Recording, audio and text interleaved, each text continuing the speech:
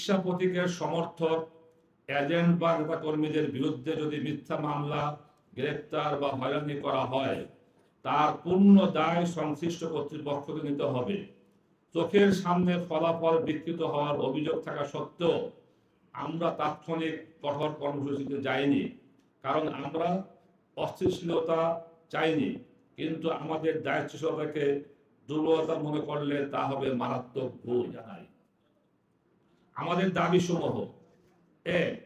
ঢাকা 13 আসনের ফলাফল বাতিল করে নিরপেক্ষ তদন্ত করে ব্যবস্থা গ্রহণ করা।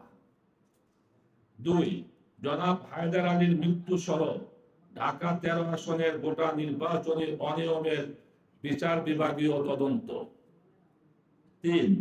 ইব্রাহিম খলিলের উপর হামলার সুষ্ঠু তদন্ত ও দোষীদের দৃষ্টান্তমূলক শাস্তি। ৪.